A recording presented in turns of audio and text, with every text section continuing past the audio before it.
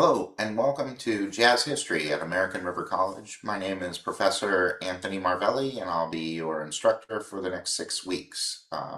This is a very compacted course. It takes 16 weeks of material and crams it into 6 weeks.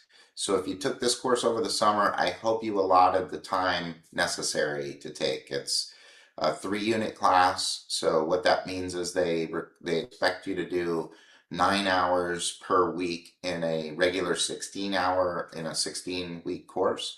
So we're compressing all of that into 6 weeks to get it out of the way, but it's not dropping any of the information because it's still 3 credit hours. So you have to fit 144 hours into 6 weeks. That's the expectation.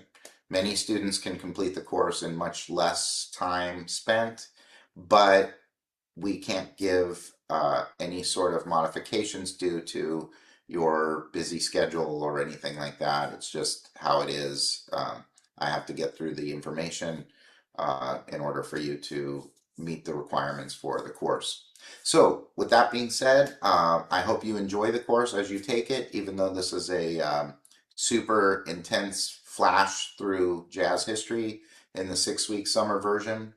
But here we go, let's get started. Okay, here it is. We're on the home page to the jazz history course. I just selected one of my sections and I'm in student view.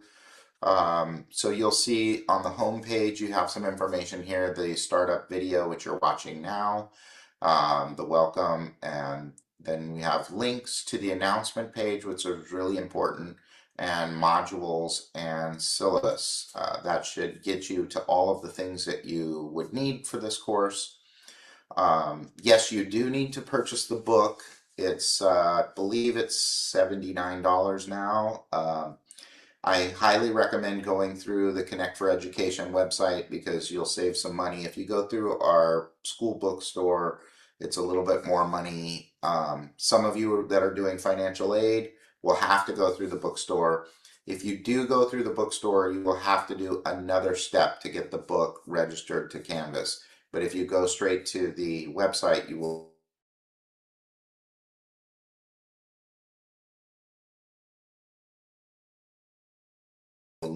not have to do that. And I'll contact me. Please contact me through the Canvas box. If you send me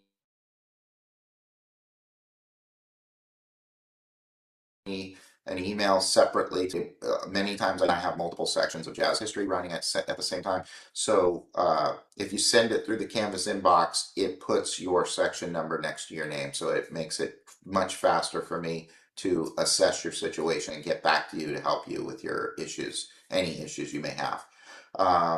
My office number, I get the messages there, but especially over the summer, I'm not in the office very much. So please contact me through the Canvas inbox is the fastest way. I keep really good tabs on that. And then if you need to meet with me, my office hours are by appointment only. So just contact me through the Canvas inbox and I'll meet you, most likely on Zoom. And then here is Connect for Education Help. You're really going to need this information. So if you have any kind of technical problems with the book, trouble accessing the quizzes, you can start with me, but I'm probably going to send you to Connect for Education if it's something that's outside of my ability to help you easily. So their tech support, they have an email, but they're really good if you just call this number, hit extension 200, tell them you're a student in my class, and they'll walk you through anything that you need. All right, I'm going to start with the announcements page because this is really important. If you click on announcements, you'll see really important announcements. I put out an announcement every week that has your information in it that you're required to do for the week. It's also the at the bottom, I put like a little fun thing. If you have extra time, it's not mandatory, it's not graded, but I put today in jazz history, and I usually throw some videos in there that are pretty interesting. Mostly music, it's mostly stuff to listen to, but it's like what happened on this day back in time for jazz history, and some students really like to look at those and listen to those. Otherwise, I have information on how to get the book and how to set it up in your Canvas. Like I said, it's mandatory to buy the book. There is no physical copy of this book. It's an online text, so you will have to pay for the text to get in to take the class. So if you're not able to do that at this point, my suggestion is to drop the class and take it in a semester where you can have the resources and the time needed for the class. All right, moving forward. So there are, most of the class is designed in chronological order through the modules. So if you go into the modules, you'll see the course syllabus, and you can read through this. Please read through this. And then you can do the syllabus quiz and student learning contract, which are both due the first week. Term projects is separate, but it's scattered throughout the class. So there's going to be 2 written assignments that we do. We're going to do a first draft and then a final draft, and then a first draft and final draft of the second written assignment as well. Please follow the instructions in the assignments. You will need to choose an artist that is on a list. I will not accept an artist off of the list. I know there are many artists that you're aware of that are not on that list, but this is a jazz history course. It's not a current music artist course.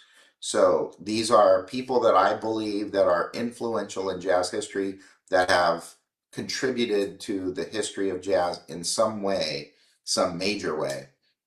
And although there are other people who have contributed to jazz and are currently contributing to jazz, this is a jazz history course. So these are the artists that I've selected that I want you to focus on. You're supposed to be learning about these artists, the major artists of jazz history. And then getting started is in the book. So once you purchase the book and load the book, you'll be able to get into these here. And the book has a lot of different resources for you. Now, when you purchase the book, you'll go to the website, Connect for Education, you'll purchase the book. They'll give you an access code when you get your receipt. This is where you're putting your access code. Please don't go to somewhere else on the website and try to register it on the website.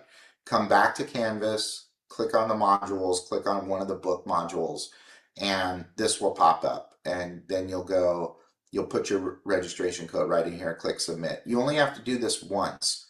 There are a couple of exceptions.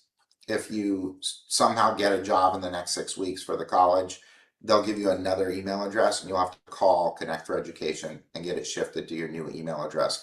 But that's a very rare circumstance. So this is where you're going to enter your code, and then the book will pop up and you'll have access to the book and all the quizzes, the midterm, the final. There are 5 parts of this class that are graded. I'm going to leave student view real quick to show you. And the book will pop up. You'll see what the book looks like here. This is kind of what the book looks like, and you can navigate up here and go through the book. So, but I'm going to go to assignments now, which I don't have. I hid from the students. Just because I feel like the modules are better to keep everybody together in the modules. By the way, this course moves like a cohort. So there's a certain set of stuff that's due in the first week, then it closes, then the next week. I don't accept late work, so please get everything done in the weekly process. But I think I have it set up pretty manageable. And most assignments are due on Sundays. But I give 1 extra day for a grace period because the book company is not open on the weekends. So they're Monday through Friday from 6 a.m. to 3 p.m. You can call them or you can email them around the clock, but they will only get back to you during business hours. So since their business hours are not on Sunday, your assignments are due on Sunday, but if you turn it in on Monday, there's no credit loss. It'll show up late. It'll be marked late in your Canvas, but you can ignore that. I've have everything adjusted to where it's impossible for you to turn in a late assignment, even though it might say it's late. So ignore that. Just if you get it in, it's good, and you'll get full credit if you did all the work. So these are the 5 sections, and I have a weighted system, and I'm trying something new this summer term. So the discussions are weighted at 10%. The term projects are 25, the quizzes are 25, the midterms 20, and the final is 20. So I'm trying this weighted system out. I've had weighted systems before, but they were all equal. So I'm trying this out to make it a little more fair, and just always trying to adjust to see if I can make it the best possible class for students. So there are 5 things that get graded that add to your passing of this class. One is the discussions. These are usually weekly, so there's 6 weeks, there's 6 discussions. Um, I do check all AI stuff. So if you use AI, then you're not going to do well in this class. Please do not use AI. Don't use translators. Don't use AI. Just do your best. I'm not your English teacher. I do not grade on grammar. So if you're doing your best and I can tell you're engaging with the content, you'll get credit. If you AI it or put in, because most translators use total AI, it comes up AI, there's no way for me to discern whether or not it's your work. And I want you turning in your work. So please do not use AI tools in here. It's only going to lead to stress. Um, just do your best. Even if you're not good at English, it's okay. Just do your best and you'll be okay. As long as you meet word count and you're trying and engaging with the information, you're going to be fine. So the discussions all get run through AI checkers. So do the term projects. And the term projects, I don't know, like sometimes people find an old group assignment that I did somewhere hidden in the Canvas bowels. Um, I might resurrect that at some future point, but summer, we never have time to get through it, so I don't have it available. So I'm trying this new system where I'm just doing a first draft and final draft of 2 essays. Make sure when you do it that you click on the approved artist list, and that is linked here. And remember, plagiarism is taking other people's ideas and taking credit for it. So anything that you cite from anywhere, you need to cite where you got it from and give credit to the person whose idea it is. Um, that's what plagiarism is. And then using AI is also not good in this situation. So please don't use AI. If you do, know how to use it for research purposes only, that's okay. But if you're copying components from the AI and pasting it into your essay, that's not a good thing. So please do not use AI to create these assignments. Or even a translator will do the same thing. So please do not do that. Okay, and so let me go back to the assignments page. So the 5 things that get graded are the discussions, the term projects, the quizzes, which are all located in the book, except for these 2 quizzes, the syllabus quiz and the learning contract. That's the first week stuff. That's in Canvas. And then the midterm and the final. Those are the 5 things that get graded. The point system is here, 10% from the discussions, 25 from the term paper, 25 from the quizzes, midterms 20, and final is 20. So you can see that you need the book for quizzes 1 through 14, the midterm and the final. So that's 20, 40, 65% of your grade comes from the book.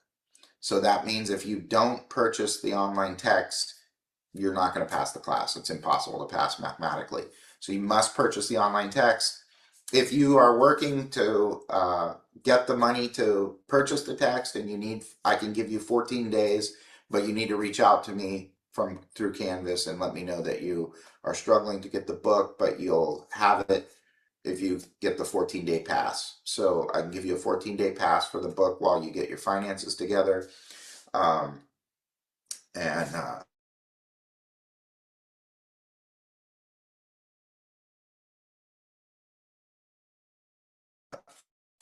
and then in the announcement, it's taking some time to load.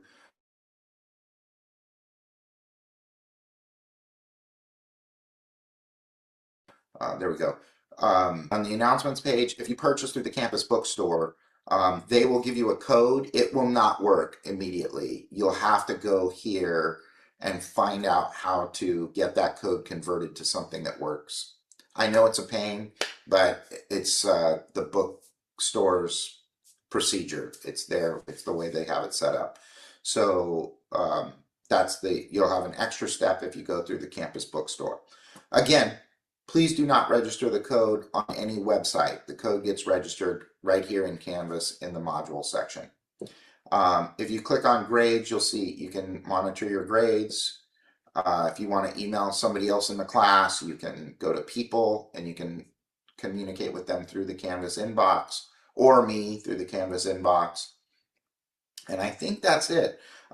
Weekly, I'll send out information to you about this so you can what's due in the week. So please basically just keep logging on daily, looking at the announcements, and reaching out to me if you have any questions immediately. Please don't reach out to me after the assignment is done unless it's an emergency situation. Don't reach out to me after it's done and say, oh, I needed help on this and I didn't have it.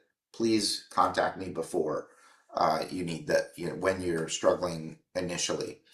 So I think that's it. I hope you have a great summer session, and I will be with you again soon, maybe on Zoom, maybe through Canvas Inbox, but please communicate any of your concerns or needs. And thank you so much. Have a great day.